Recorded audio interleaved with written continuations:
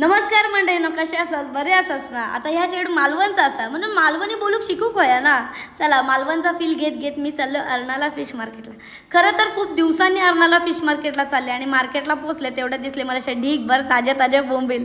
तुम्हाला भेटतात कसे ताजे बोंबील खायला? आम्ही तर बाबा लय खातो, पण आज बोंबलांना म्हटलं की बोंबील तुम्ही काय माझ्या घरी आज येऊ नका, कारण तुम्हाला खाऊन खाऊन मला आलाय कंटाळा.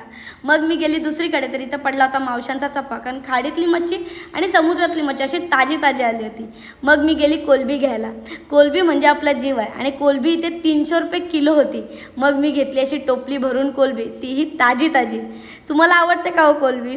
पण आज कोलंबी याच्यासाठी घेतली कारण नवरा म्हटला होता की अनघा मला गटारी करायचे, पण नवरा जातो सकाळी 7 वाजता आणि 7 वाजता डब्बा देणं काही शक्य होत नाही, म्हणजे ताजी मच्छी देणं शक्य होत नाही.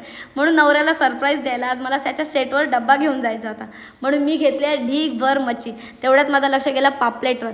पण भरला पापलेट करायला खूप वेळ लागतो, म्हणजे 1.5-2 तास तरी पाहिजे, पण तेवढा वेळ माझ्याकडे नव्हता. म्हणून मी पापलेटला केलं स्किप आणि मी घेतले खाडीतले ताजे काळे मासे. तेही लय मस्त असे उडत होते आणि मस्त फ्रेश होते, म्हणून मी ते मासे घेतले.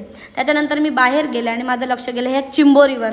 खरं तरी सोन्याची चिंबोरी, त्याच्यात माझा जीव गुंतला. तर सोन्याची चिंबोरी याच्यासाठी म्हणते कारण ती भरलेली होती, म्हणून मला ती चिंबोरी खूप आवडली होती. पण 1500 रुपयाच्या खाली मावशी देत नव्हती, 1500. त्याच्यानंतर मी कमी केले आणि ही मावशीने मला चिंबोरी दिली फक्त 1000 रुपयाला. तीही भरलेली आणि माझ्या तोंडाच्याही मोठी, एवढी मोठी चिंबोरी मी पहिल्यांदाच खरेदी केली. ही चिंबोरी तुम्हाला कशी वाटली मला प्लीज कमेंट करून सांगा. चला आता जेवण बनवायची तयारी करायची. Bye, thank you.